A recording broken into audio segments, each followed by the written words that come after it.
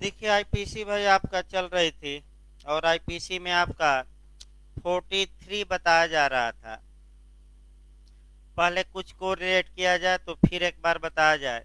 आपका कल भी बताया गया था थोड़ा बहुत, अभी बेयर एक्ट तोड़ा नहीं गया है।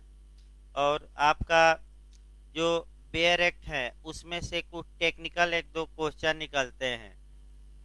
यानी कि इधर की जो सेक्शन है आपका जो साधारण स्पष्टीकरण के 43 से लेकर और 52A तक आपका एक या दो क्वेश्चन प्री में बनते हैं। और प्री में जो बनते हैं वह थोड़ा अच्छे क्वेश्चन बनते हैं और अंदर से भी बनते हैं। तो भाई आपका पहले 43 में देखा जाए, इसको कोरिलेट डायरेक्ट पर ही कर लीजिए।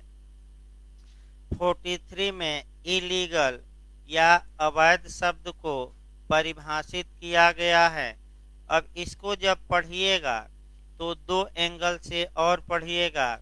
एक तो आपका कॉन्ट्रैक्ट की धारा 23 यानी कि भारतीय संविदा अधिनियम की धारा 23 से पढ़िएगा और फिर आईपीसी की धारा 141 से पढ़िएगा। पहले कोरिलेशन एक एक लाइन बता दिया जाए। आपका पिछली बार यूपीजे में जो 23 में कॉन्ट्रैक्ट में हेडिंग है वही हेडिंग पूछी गई थी और 4 ऑप्शन दिया था और पूछा गया था कि कौन सही है। तो देखिए फिर मैं भले कोरिलेट कर रहा हूँ, लेकिन जो शब्द जिस कानून के बेयर एक्ट में आया है पहली वरीयता आपको उस बेयर एक्ट को ही देनी है। जैसे कि 23 में कई लोग गलत करके आ गए, अनलॉफुल कंसीडरेशन एंड आपका पर्पज, यानी कि आपका विधि विरुद्ध या विधि विरुद्ध उद्देश्य और प्रतिफल का उल्लेख कहाँ किया गया है। तो 23 में आसान भाषा में उसे अवैध प्रतिफल और अवैध उद्देश्य भी कहा जाता है। लेकिन अवैध भी दिया था, विधि विरुद्ध भी दिया था। तो मैं फिर बता दूं, पहली वरीयता कंपटीशन में किसको देंगे? जो बेयर एक्ट में लिखा है। और बेयर एक्ट में कॉन्ट्रैक्ट में क्या लिखा है? अवैध नहीं, अनलॉफुल। भाई आईपीसी अभी नहीं चल रही है, कॉन्ट्रैक्ट में बताया जा रहा है, आईपीसी नहीं, आईपीसी में अवैध है। तो कॉन्ट्रैक्ट में अनलॉफुल लिखा है यानी कि विधि विरुद्ध। अगर विधि विरुद्ध शब्द न रहे तब कॉन्ट्रैक्ट की धारा 23 में क्या देखेंगे? अवैध। पहली वरीयता भाई बेयर एक्ट की। अब आईपीसी की धारा 141 में अनलॉफुल असेंबली या अवैध सभा या अवैध जमाव, लेकिन अवैध शब्द लिखा नहीं गया है। लीगल भाषा में अनलॉफुल असेंबली विधि विरुद्ध जमाव, लेकिन इसी को आसान भाषा में अवैध जमाव या अवैध सभा भी कहते हैं। तो कम से कम कितने लोग होंगे? तो वह असेंबली अवैध सभा या विधि विरुद्ध सभा कहलाएगी? 5। कम से कम कितने? 5। उसी प्रकार आईपीसी में इलीगल को परिभाषित किया गया है और किस धारा में? 43 में। कहीं भी बेयर एक्ट में अगर आईपीसी में कहीं भी अवैध शब्द आता है तो उसका मतलब आपका 43 से निकाला जाएगा। तो अवैध की परिभाषा में दिया क्या गया है? तो अवैध कब कहा जाएगा, यानी कि कब कहा जाएगा अवैध या इलीगल? तो 3 भागों में बांट कर पढ़िएगा। जो अपराध हो, यानी कि जितने अपराध हैं वह अवैध या इलीगल माने जाएंगे। पहला नियम। जो विधि द्वारा प्रतिषिद्ध हो। विधि द्वारा प्रतिषिद्ध का मतलब ये हुआ कि ला द्वारा प्रोविटेड हो, यानी कि जिस कार्य को करने पर कानून ने क्या लगा दी हो? रोक। अगर आप कार्य करते हैं तो ये कहा जाएगा कि आपने अवैध कार्य किया। और तीसरा, जो सिविल कार्यवाही का क्या उत्पन्न करता है? बेस या आधार। इन्हीं तीनों को समझिए। यानी कि आपका कुल मिलाकर जो अवैध, अब मॉडल भी कल बनाया गया था, फिर एक बार बता देता हूं मैं, क्योंकि आपका कल आधा पर ही छूट गया था तो फिर एक बार बताना पड़ेगा। यूपी और उत्तराखंड में पूछा है अवैध का मतलब क्या हुआ, तो जो अपराध हो, जो विधि द्वारा प्रतिषिद्ध हो, जो सिविल कार्यवाही का आधार उत्पन्न करे, उपर्युक्त सभी। ये यूपी का मॉडल है तो क्या मारेंगे, उपर्युक्त सभी। झारखंड में पूछा गया कि अवैध में क्या शामिल नहीं है, ये तीनों दिया और एक दे दिया अनैतिक कार्य, तो कौन अवैध नहीं माना जाएगा, अनैतिक कार्य। अब तीनों को भाई एक एक करके समझना है। अवैध का मतलब क्या हुआ, तो जितने अपराध हैं वे अवैध माने जाएंगे। यानी कि अगर कोई व्यक्ति कोई ऑफेंस करता है तो ये माना जाएगा कानूनन कि वह अवैध कार्य किया है। अब अपराध को तुरंत कल बताया गया, आईपीसी की धारा में अपराध को स्पष्ट किया गया है 40। अपराध का मतलब हुआ आईपीसी के तहत अपराध, विशेष विधि के तहत अपराध, स्थानीय विधि के तहत अपराध, उपर्युक्त सभी। यानी कि जितने अपराध हैं, चाहे आईपीसी में हो, चाहे स्पेशल लॉ या लोकल लॉ में, वे सभी अपराध को जो व्यक्ति करता है तो ये कहा जाएगा कि वह कैसा कार्य किया है 43 में, अवैध। पहला नियम। दूसरा नियम देखिए, जो विधि द्वारा प्रतिषिद्ध हो, यानी कि जिन कार्यों को करने से कानून ने मना कर दिया है, कानून रोकता है, अगर कोई व्यक्ति वह कार्य करता है तो उसे भी अवैध माना जाएगा।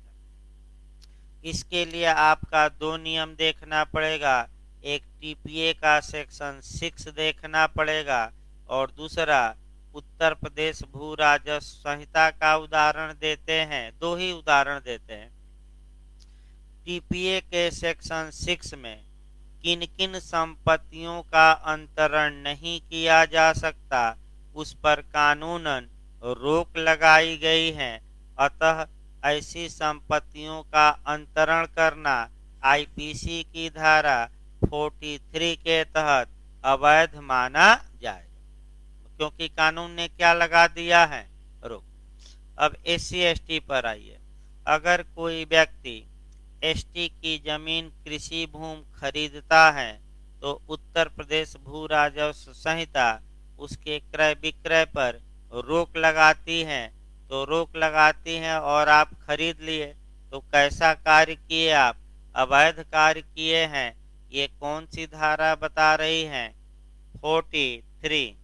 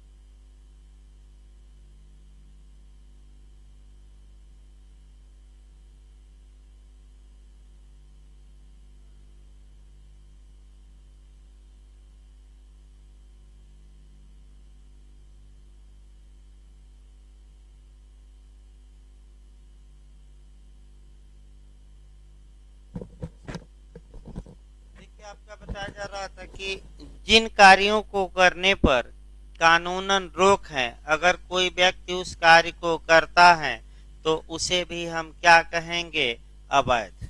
और तीसरा सबसे महत्वपूर्ण पॉइंट है कि ऐसा कार्य कोई व्यक्ति किया हो जिस आधार पर माने जो सिविल कार्यवाही का आधार उत्पन्न करता है। इसका मतलब ये हुआ कि किसी व्यक्ति ने ऐसा कार्य किया हो जिसके लिए दीवानी वाद लाया जा सकता है, तो दीवानी वाद सीपीसी के किस धारा के तहत परिभाषित है, 9। यानी कि इसका मतलब ये हुआ कि जो सिविल मामले होते हैं वह भी अवैध माने जाते हैं। जैसे 3-4 उदाहरण देखिए कि भाई एक आदमी दूसरे से काम कराया और वेतन नहीं दिया, तो क्या वेतन के लिए मुकदमा लाया जा सकता है कि नहीं, लाया जा सकता है। तो वेतन न देना भी अवैध आईपीसी मानती है। दूसरा उदाहरण देखिए, एक पति है, अपने बच्चों और पत्नी को भरण पोषण या गुजारा भत्ता नहीं देता, तो क्या इस आधार पर पत्नी मुकदमा ला सकती है कि नहीं, ला सकती हैं। और पति नहीं देते हैं तो ये सिविल कार्यवाही का पत्नी के पक्ष में क्या हुआ, आधार उत्पन्न हुआ, ये भी आपका अवैध आईपीसी मानेगी। इसके बाद अगला उदाहरण देखिए, तीसरा उदाहरण, अवैध का आपका ए ने बी से संविदा की और ए संविदा भंग कर दिया, तो संविदा भंग करना भी अवैध माना जाएगा, क्योंकि संविदा भंग के मामले में कौन सा वाद दायर किया जाएगा, सिविल वाद।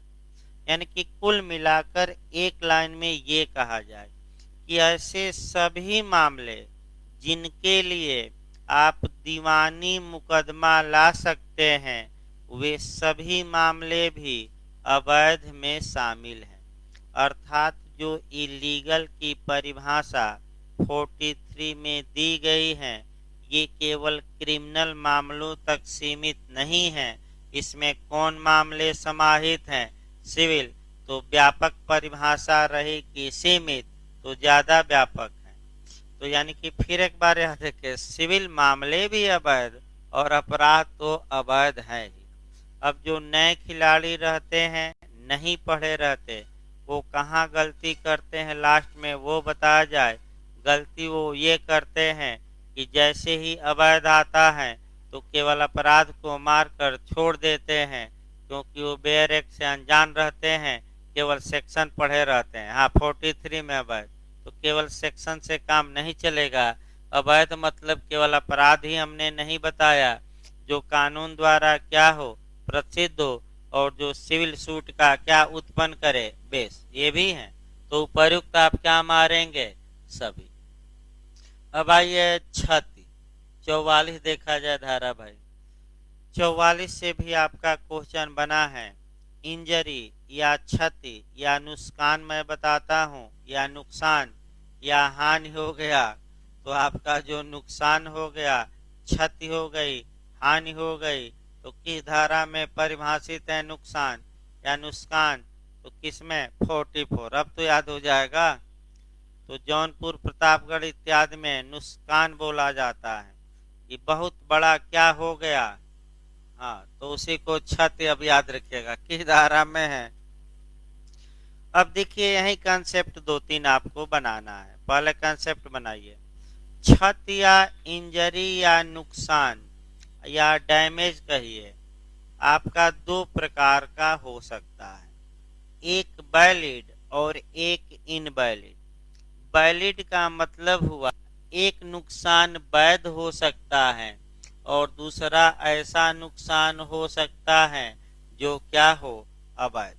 अवैध नुकसान को नुकसान माना जाएगा और वैध नुकसान को नुकसान नहीं माना जाएगा। तो दिमाग में बैठा लीजिए, नुकसान कितने प्रकार के, 2, एक सही और दूसरा गलत। किस नुकसान को कानून नुकसान मानेगा, गलत यानी कि अवैध, और किसको नहीं मानेगा, आपका वैध। तो एक दो उदाहरण देखा जाए। पहले वैध नुकसान का देखिए, और तब आपका अवैध नुकसान का देखा जाएगा। देखिए वैध नुकसान का उदाहरण भाई, वैध नुकसान का उदाहरण 76 से लेकर 106 तक है।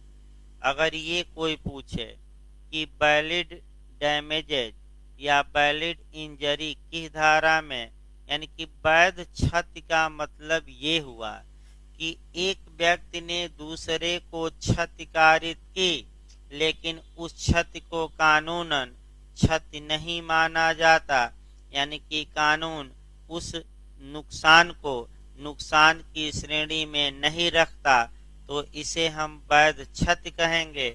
और इसका उल्लेख कहाँ से कहाँ तक है, 76 से लेकर कहाँ तक, 106। तो एक उदाहरण दो देखिए अच्छे से, दो उदाहरण मैं 3 उदाहरण बता रहा हूँ वैध क्षति का, और इसी पर आपका मानव वध या होमोसाइड को भी अच्छे से जोड़ना है। एक जल्लाद आता है, न्यायालय के निर्णय के अनुसरण में एक कैदी को फांसी पर लटका देता है।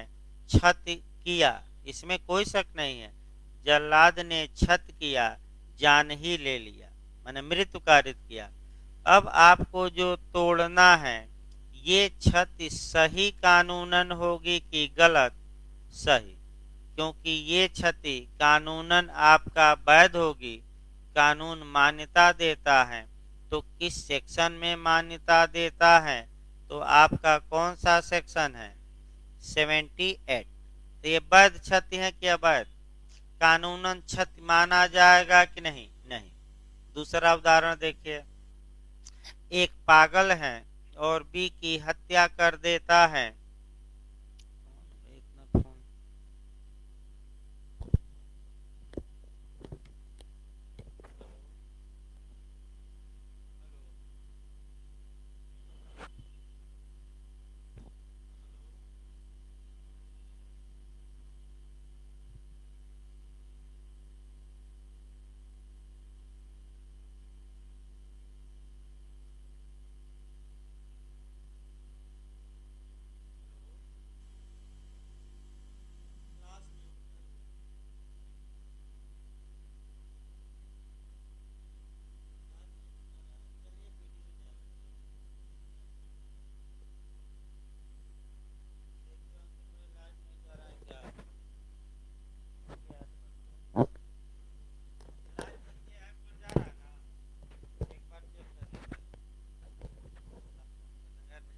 वीडियो जाएगा तो धैर्य रखिए, 1 घंटे रात में वीडियो जाता ही है। देखिए तो हो सकता है सर्वर, देखिए तो हाँ सर्वर हो सकता है कि डाउन हो।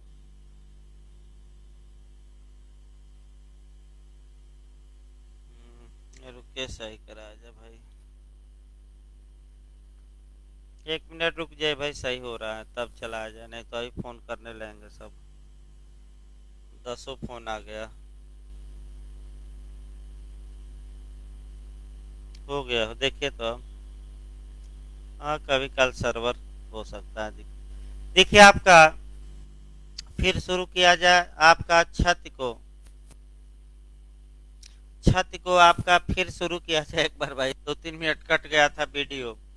क्षति आपका, क्षति माने नुकसान या हानि, या आपका माने कह सकते हैं कि नुकसान या डैमेजेज या इंजरी। क्षति मैं बताया 2 प्रकार की होती हैं, एक वैलिड और एक इनवैलिड। वैलिड क्षति को कानूनन क्षति नहीं माना जाता और वह अपराध नहीं होगा, लेकिन अवैध क्षति को कानून क्षति मानता है और वह अपराध माना जाएगा। वैध क्षति के अच्छे उदाहरण या उत्तम दृष्टांत कहां से कहां तक हैं, 76 से लेकर 106 तक। अर्थात अभी हमने एविडेंस में बताया कि अभियुक्त अपराध तो करता है, लेकिन उसे कोई दंड नहीं दिया जाता, उसके द्वारा किए गए क्षति को कानूनन क्षम्य किया जाता है। अभी हमने एविडेंस में बताया, लेकिन ये वैध क्षति है, हमने किया है, इस बात को साबित करने का भार एविडेंस की धारा 105 के तहत किस पर होगा? बताइए तो। अभियोजन के अभियुक्त क्या बताया गया था? अभियुक्त पर। ये भी 105।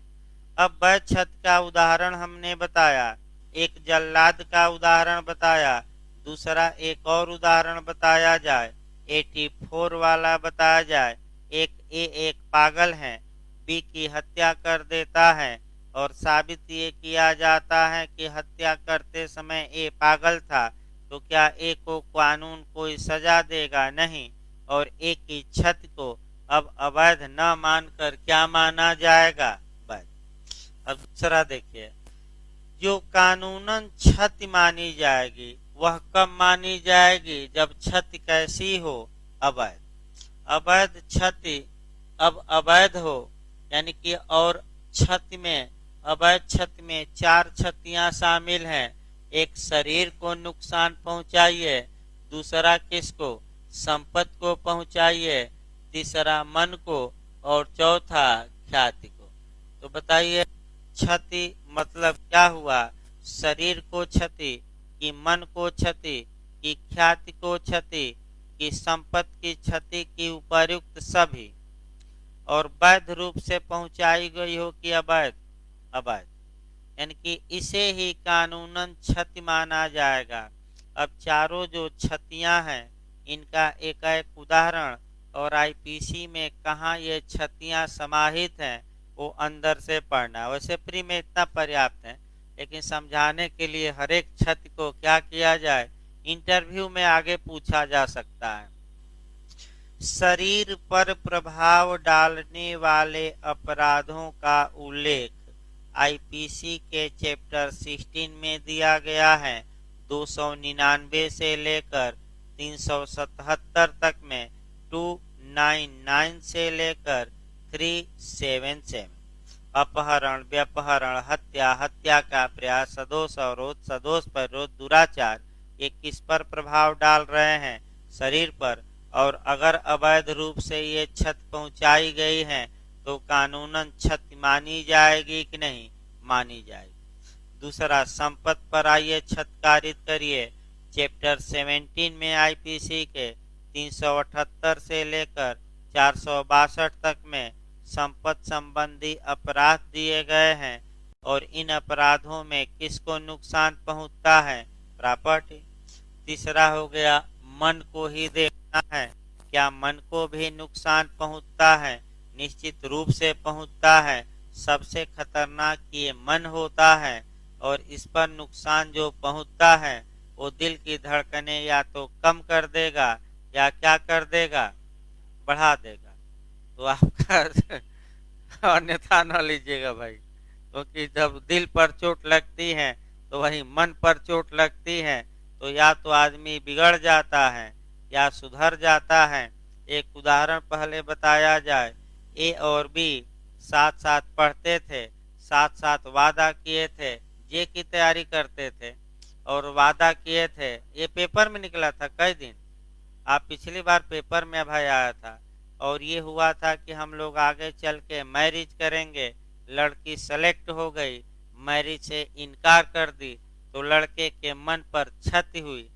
मैंने आपका और लड़का उसके बाद लगा रातों दिन पढ़ने, और अगली बार लड़का भी क्या हुआ? इसी को हेतु कहा जाता है, मोटिव। मोटिव मतलब कि लड़के को कौन सी वह बात थी जो बार बार अंदर अंदर कचोट रही थी, उत्प्रेरित कर रही थी कि हम भी कुछ बनकर क्या करेंगे, दिखाएंगे। तो भाई ऐसी दशा में आपका मन पर क्षति बताया जा रहा था। तो अब कानूनी उदाहरण देखिए। देखिए आपका इंटरव्यू में भी ये क्वेश्चन बना है कि मन पर कौन कौन से ऐसे अपराध हैं जो मन पर प्रभाव डालते हैं। तो 3-4 बताइएगा, मैं बता दूं। अश्लीलता एक बताइए, दूसरा धर्म संबंधी अपराध दूसरा बताइए, तीसरा विवाह संबंधी अपराध, और चौथा धमकी बताइएगा। 503 वाला आपराधिक अभित्रास। 4 जरूर बताइए। अब एक एक उदाहरण देखना है मन पर। पहले अश्लीलता देखा जाए। 292, 293 आईपीसी, 292 पर केस कौन सा है, हिकलिन का वाद। और तरुण एपीओ में पूछा गया 293 कितने से कम एज हो, 20 साल। अब आइए, जो अश्लील वस्तुएं होती हैं न तो शरीर को नुकसान पहुंचाती हैं न संपत्ति की, लेकिन मन की जो अच्छी भावना है उसको बुरी भावना में कन्वर्ट करती है। तो किस पर प्रभाव पड़ता है अश्लीलता से, मन पर। दूसरा, धर्म संबंधी बातें सबसे खतरनाक इस समय चल रहा है विश्व में। ये जो धर्म संबंधी बातें हैं ये भी मन पर प्रभाव डालती हैं और सबसे इस समय खतरनाक वे में चल रही हैं। आपने देखा कि पाकिस्तान जीता तो आपका पाकिस्तान के गृह मंत्री ने कहा कि हम भले वर्ल्ड कप T20 न जीत पाए लेकिन हम भारत को हरा दिए, इसका मतलब ये हुआ कि हमने वर्ल्ड कप जीत लिया, भले हमारी टीम क्या हो न जीते। और पूरा जश्न भी मनाया गया, इसमें भी कोई, लेकिन एक शब्द उसमें जोड़ दिए लास्ट में कि ये इस्लाम धर्म की जीत है। तो भाई आप ये कहते कि हमारा देश जीता है, उसमें धर्म को समाहित कर दिए ताकि लोग और क्या हों, उत्साहित हो जाएं। यानी कि ये आलोचना भी हो रही है कि उसमें धर्म को न जोड़ना चाहिए, खेल को खेल भावना से लीजिए, धर्म के साथ न जोड़िए। तो भाई आपका भारत में भी यही हुआ, कुछ लोगों को आपका सोशल मीडिया पर अनाप शनाप बका गया, आपका देख सकते हैं, मैंने बोला गया और पूरा हंगामा मचा, तमाम नेता प्रेता से लेकर खिलाड़ी तक बोले। तो यानी कि इसका मतलब ये हुआ कि जो धर्म संबंधी भावनाएं रहती हैं उनको ठेस पहुंचाया जाता है तो संपत्ति को नहीं नुकसान होता, आपका मन शरीर को भी नहीं, बल्कि जो मन की भावनाएं हैं वे भावनाएं क्या होती हैं, आहत। और ये सबसे खतरनाक में इस समय खतरनाक है आपका। तीसरा, विवाह संबंधी जो अपराध है वह भी मन पर प्रभाव डालते हैं। और धमकी, यानी कि ये कहता है कि हे भी मैं तुम्हें जान से मार दूंगा, तो मारा नहीं लेकिन जिसको धमकी दिया उसके मन पर क्या पड़ा, प्रभाव। तो इस प्रकार आपका मन को क्षति क्षति माना जाता है कि नहीं, माना जाता है। और 4 उदाहरण याद करके जाएगा इंटरव्यू के लिए। अंतिम देखा जाए, ख्याति को क्षति, ख्याति को क्षति, प्रसिद्धि को क्षति, सम्मान को क्षति, शील को क्षति, कैरेक्टर को क्षति कह सकते हैं, मान को क्षति। ये एक ही है, ये नहीं कि अलग अलग मान लीजिएगा। इसका मतलब ही हुआ ख्याति पर जब अटैक किया जाता है, जब ख्याति या प्रसिद्धि को, गुडविल को नुकसान पहुंचाया जाता है तो उस जो क्षति होती है वह अपराध भी है, अपकृत भी है और इसे डिफेमेशन या मानहानि कहा जाता है। मानहानि का मतलब ये हुआ, 2 शब्दों के मेल से बना है, मान और दूसरा हानि। मान मतलब ख्याति या सम्मान और हानि मतलब नुकसान। तो किसको नुकसान पहुंचाया गया, ख्याति या मान को, तो कौन सा अपराध हो गया, मान हानि।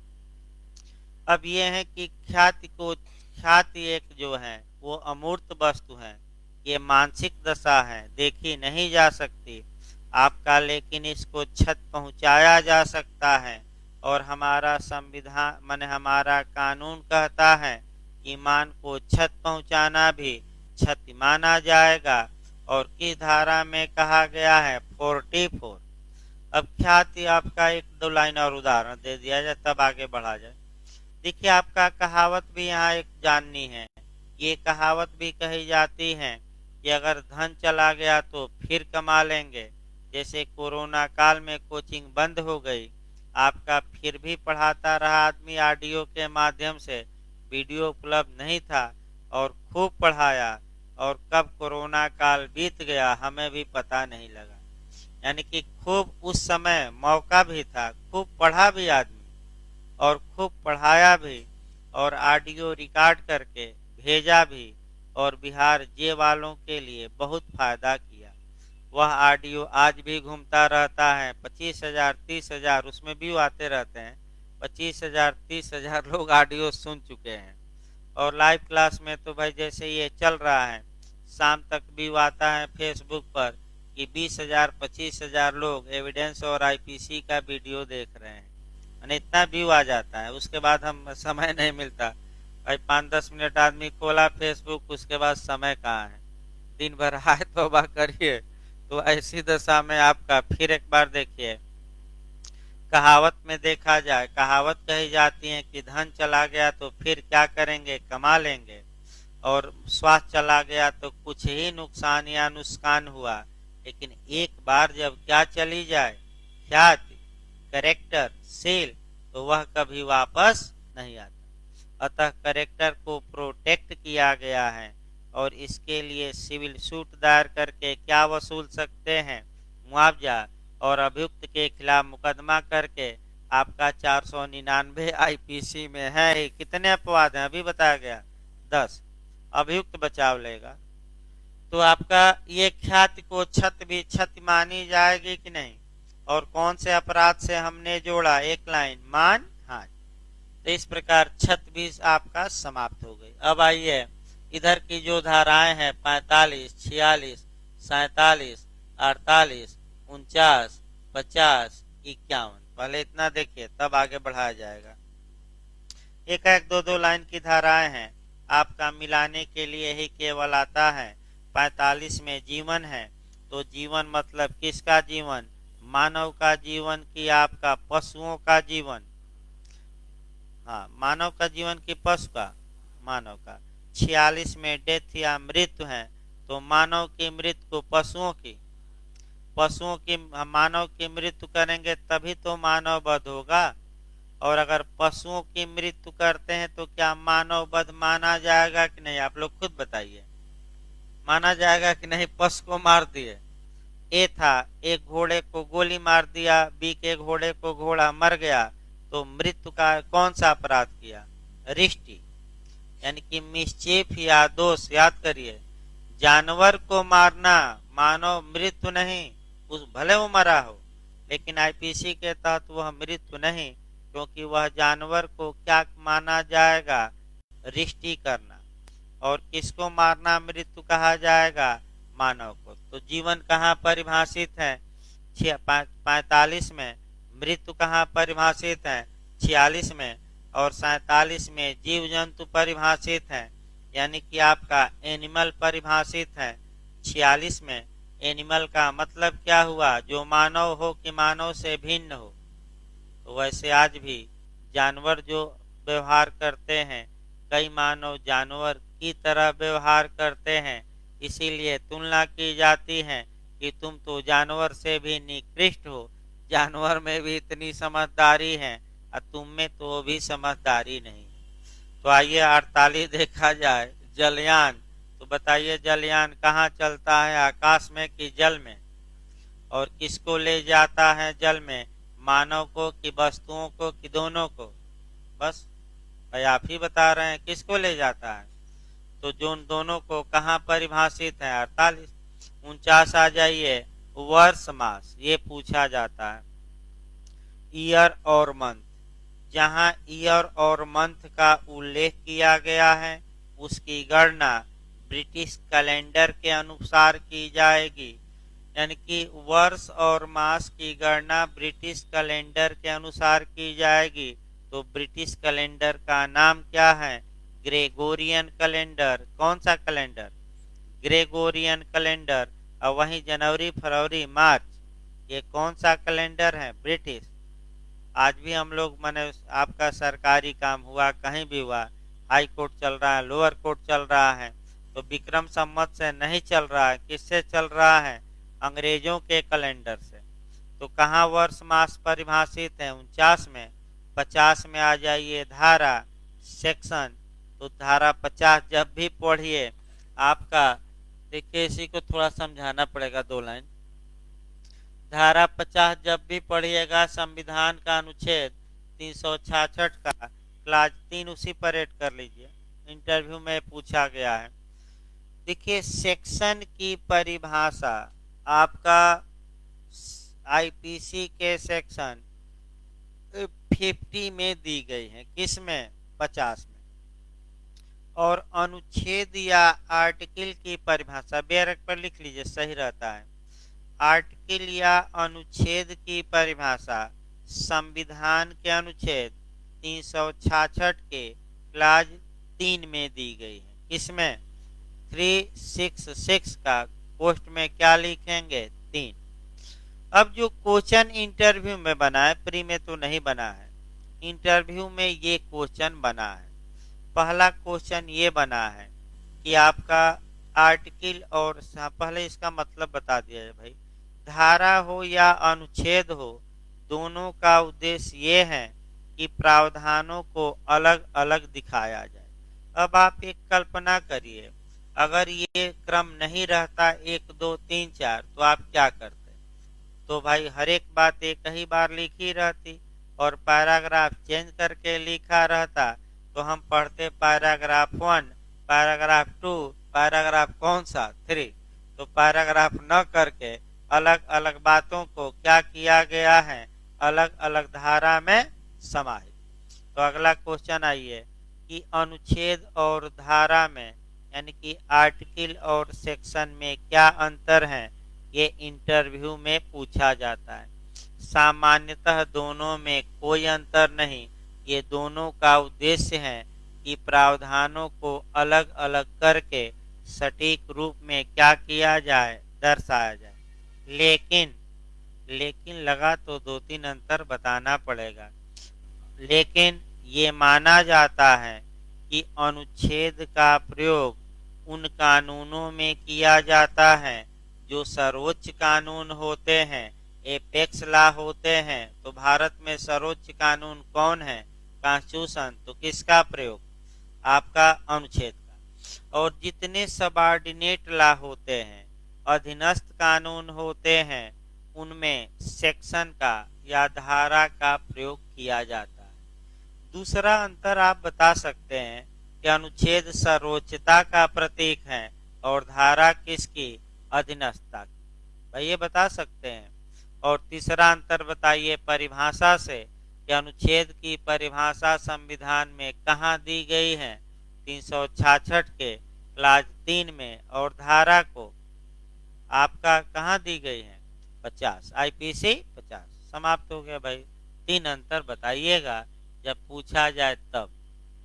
अब अगला ये धारा 51 आ जाए। ओथ। ओथ मतलब शपथ। शपथ का मतलब ये हुआ कसम खाना, वादा, कसम खाना। तो आपका देखिए पहले कसम खिलाई जाती है भाई। जैसे कि कोई गवाह आया, तो अगर हिंदू धर्म पूछा जाता है, धर्म के अनुसार कसम खिलाई जाती है। अगर हिंदू हैं तो गीता पर हाथ रखो, सीता पर नहीं। किस पर? मीता पर नहीं, किस पर हाथ रखना है? गीता पर। और मुस्लिम है तो कुरान पर, ईसाई हैं तो बाइबिल पर। और देखे होंगे फिल्मों में एक लोग लाते हैं पवित्र ग्रंथ और कहते हैं कि हाथ रखिए और बोलिए कि जो मैं बोलूंगा सत्य बोलूंगा, सत्य के सिवाय कुछ नहीं बोलूंगा। अगर मैं झूठ बोलूं तो कौवा काटे। भाई फिर वाक्य वापस लिया जा रहा है। क्योंकि लाइव क्लास भी लोग पढ़ रहे हैं तो भाई कौवा न काटे, ये वाक्य वापस लिया जा रहा है कि अगर मैं झूठ बोलूंगा तो नरक में जाऊं और सत्य बोलूंगा तो स्वर्ग में। यानी कि उर्दू में कहा जाता है आपका अगर मैं झूठ बोलूंगा तो जहन्नुम में जाऊं और अगर मैं सत्य बोलूंगा तो जन्नत में। और इंग्लिश में हेल और क्या कहा जाता है भाई? हेवन। हाँ, हेवन मने स्वर्ग और हेल मने नरक। तो कहा जाता है जाओ नरक में जाओ। तो भाई नरक माने कि जहन्नुम में, यानी कि खूब कष्ट दिया जाएगा। अब कितना कष्ट दिया जाएगा कौन जानता है, जब जाएगा आदमी तब तो पता लगेगा। वैसे भाई इस पर भी काफी ब्रेन वॉश किया जाता है। जैसे गुरु हैं, चेला से कहे कि तुम हमें पूरी संपत्ति दे दो, इतना मैं शिक्षा दे दूंगा कि तुम सीधे कहाँ पहुंच जाओगे सशरीर। हाँ, जहन्नुम में नहीं, जन्नत में। और खूब पैसा कमाते हैं गुरु लोग। यहाँ कोई लाली पाप नहीं दिया जाता भाई। जितने लोग कभी लॉलीपॉप नहीं दिया गया कि हम इतना शिक्षा दे देंगे कि तुरंत आप पास हो जाएंगे। पढ़ना आपको है, लॉलीपॉप नहीं। तो लॉलीपॉप ज्यादा दिन तक चलता नहीं। जैसे ही चेले को ज्ञान होगा, गुरु का साथ छोड़कर क्या करेगा, और गुरु को मार भी देगा। जैसे ज्ञान या ऐसी कंडीशन बना देगा कि गुरु आत्महत्या कर लेंगे। तो इसलिए चेलों से सतर्क रहना चाहिए चाहे वो खा चेला हो। और उदाहरण देख सकते हैं बाबा का, ऐसा चेला किया कि बाबा कहाँ पहुंच गए अपने आप, कुछ करना भी नहीं पड़ा। तो सतर्क रहना है भाई। फिर एक बार देखिए, देखिए आपका फिर आगे बढ़ा जाए थोड़ा, आपका शपथ। तो शपथ में आपका यही कसम खिलाई जाती है, यानी कि सत्य बोलिए। और शपथ लेकर ज्यादा लोग क्या करते हैं, झूठ बोलते हैं। अगर आप शपथ दिलवाई जाती है कि हम सत्य बोलेंगे और झूठ बोल दिए तो मुकदमा भी चलेगा, अब उतना नहीं जानना है। अब आइए आपका 51 के बाद 52 देखा जाए। पूछा जाता है गुड फेथ या बोनाफाइड, इंग्लिश वर्जन याद रखिएगा, गुड फेथ या बोनाफाइड। बोनाफाइड का मतलब हुआ सद्भाव पूर्वक। भाई शब्द पूछा गया है, ये आपका नेट इसमें बार काउंसिल में भी पूछा गया है कि गुड फेथ का मतलब क्या हुआ। तो गुड फेथ का मतलब ये हुआ, या बोनाफाइड भी कहते हैं, सद्भाव पूर्वक। देखिए कोई व्यक्ति जो कार्य करता है या तो सद्भावना पूर्वक कर सकता है या दुर्भावना। दुर्भावना का मतलब कि उपेक्षा से किया, निग्लिजेंस बरता, उतावलेपन से किया, वैमनस्य से किया, बुरे इरादे से किया, तो ये हम कहेंगे कि सद्भावना में कार्य नहीं किया। और आपका दुर्भावना में किया, यानी कि पढ़ रहा था और 2 झपकी ले रहा था, तो बताइए सद्भावना में पढ़ रहा था कि दुर्भावना में। तो सर चाहे कुछ भी बताए, अग्नि तब खुली जब कौन सा उदाहरण दिया गया, शपथ का। तो भाई आपका शपथ का उदाहरण दिया गया। पप्पू जाग गया, अब तक पप्पू क्या कर रहा था, सो रहा था। वैसे सोते नहीं है लोग, उदाहरण दिया जा रहा है भाई, कोई अन्यथा न ले। सो भी जाएंगे तो कोई दिक्कत नहीं है, फिर जाग जाएंगे, क्योंकि अब तो वीडियो उपलब्ध है, और जाकर घर पर क्या देख लेंगे, वीडियो। लेकिन फिर एक बार देखिए, सद्भावना पूर्वक शब्द को पकड़िए। ये जो सद्भावना पूर्वक है, ये आपका दिखाई नहीं देता। तो एविडेंस में आपका भौतिक तथ्य है कि मानसिक तथ्य, फिजिकल फैक्ट है कि मेंटल दिखाई नहीं देता। इसका केवल अनुमान लगाया जा सकता है। तो आइए सद्भावना पूर्वक शब्द की पहले परिभाषा बता दिया जाए। अब परिभाषा जो दी गई है वह निगेटिव दी गई, सकारात्मक नहीं। कैसी दी गई है, लेकिन हम सकारात्मक बता रहे हैं। अगर किसी कार्य को कोई व्यक्ति उचित सतर्कता और सावधानी बरत कर किया है या ध्यान देकर किया है, तो हम कहेंगे कि वह व्यक्ति सद्भावना पूर्वक कार्य किया है। यानी कि अगर उचित सतर्कता और सावधानी नहीं बरता, ध्यान देकर कार्य नहीं किया, तो हम कहेंगे कि वह सद्भावना पूर्वक कार्य नहीं किया। जो देखिए लीगल भाषा में नकारात्मक है कि अगर कोई व्यक्ति उचित सतर्कता और सावधानी से या ध्यान देकर कार्य नहीं किया है, तो हम कहेंगे कि वो सद्भावना पूर्वक कार्य नहीं किया। अब इसको हम पॉजिटिव बना रहे हैं, यानी कि उचित सतर्कता और सावधानी बरतिए कार्य करने में, और कार्य में ध्यान लगाइए। तब हम कहेंगे कि कैसे कार्य किया है, गुड फेथ में। अब 76 से लेकर 106 तक में जितने भी कार्य होंगे गुड फेथ में होने चाहिए। यानी कि आपका सतर्कता का पैमाना समय दर समय, कार्य दर कार्य बदलता रहता है। किस कार्य में कितनी सतर्कता, जैसे कि उदाहरण के रूप में आप टेस्ट दे रहे हैं तो थोड़ा बहुत सतर्कता नहीं भी बरते तो कोई दिक्कत नहीं है। लेकिन यदि आयोग में फार्म भर रहे हैं या आयोग में आंसर की भर रहे हैं, तो वहाँ आपको पूरी सतर्कता और क्या बरतनी है, सावधानी, ध्यान देकर मिलान करके कि 65 तो 65 भर रहे हैं। कई लोग क्या करते हैं कि 65 को 66 कर लेते हैं, भर देते हैं 10 गोला, और जब आते हैं तब होता है कि आपका ये तो गलत हो गया। तो आप भी गोला भरते समय, यानी कि गोला भरते समय कम से कम एक मैंने क्वेश्चन देखिएगा वहाँ, और भरते समय भी एक बार मिलान करके भरिए, नहीं कि सीरियल वाइज पकड़ लीजिए, वो नहीं।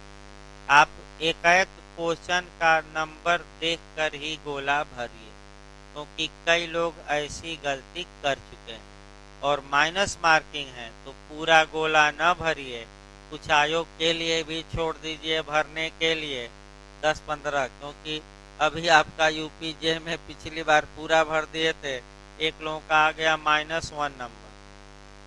तो सूचना के अधिकार के तहत मांगे तो पता लगा कि पूरा भर दिया था पप्पू, यानी कि पूरा लिख दिया था और गलत हो गया, माइनस में आ गया। तो ये भी सतर्क रहना है। यानी कि आपका ये जो सद्भावना पूर्वक शब्द हैं बहुत ज़्यादा आएगा। और एक उदाहरण लास्ट में हम बता दें, ये एक डॉक्टर हैं और ऑपरेशन किया और तौलिया और कैंची शरीर में ही छोड़ दिया, तो उचित सतर्कता बढ़ता कि नहीं बढ़ता, तो सद्भावना बढ़ता कि नहीं बढ़ता। और एक आपका मैंने कह सकते हैं कि झोला छाप डॉक्टर था और आपका ये जो जंग लगे चाकू से ऑपरेशन कर दिया, तो सतर्कता बढ़ता कि नहीं बढ़ता। केस बताया जाएगा आगे, देखिए केस आपका है सुकरू, सुकरू है ना, कविराज, हाँ सुकरू कविराज मैंने झोला छाप डॉक्टर। तो ऐसी दशा में आपका मैंने 52 भी हो गया, 52A लास्ट में बता दिया जाए ताकि कल से नया चैप्टर शुरू हो। संश्रय या हार्बर, न्याय तो आश्रय लिख लेना है, संश्रय या हार्बर या आश्रय। पिछली बार एपीओ यूपी एपीओ में आ चुका है, थोड़ा सतर्क रहिएगा। 52A आईपीसी की धारा 52A में हार्बर या संश्रय को स्पष्ट किया गया है। क्वेश्चन पहले निकाला जाए और तब आपका और जो टेक्निकल बनता है देखा जाए। धारा 52A कब जोड़ी गई, बैरक पर लिख लीजिए, वहीं 1942 पूछा जा चुका है, लिखिए भाई, न जानते हो तो लिख लीजिए 1942। 52A कब जोड़ी गई, 1942।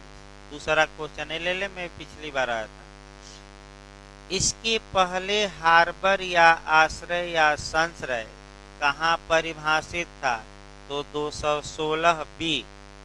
भाई 216 हिंदी में ख कहा जाता है, 216B में कहाँ परिभाषित था, 216B रट कर जाइएगा।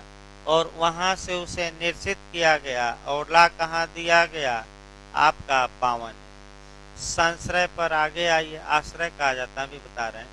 संश्रय का मतलब या आश्रय का अब आइए, आश्रय का मतलब कि अपराधी को आश्रय देना।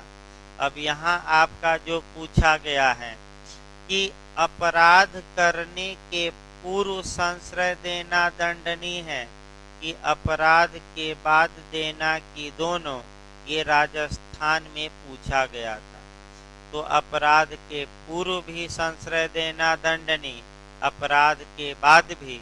अब एक उदाहरण बताना पड़ेगा। देखिए, मान लीजिए कि आपका 3 लोग आए और एक होटल में रुके। होटल वाला जान रहा है कि ये लूट करेंगे, फिर भी अपने होटल का कमरा उनको दिया है। तो बताइए, अपराध करने के पहले आश्रय होटल वाले ने दिया कि बाद में? पहले, ये पूर्व हो गया।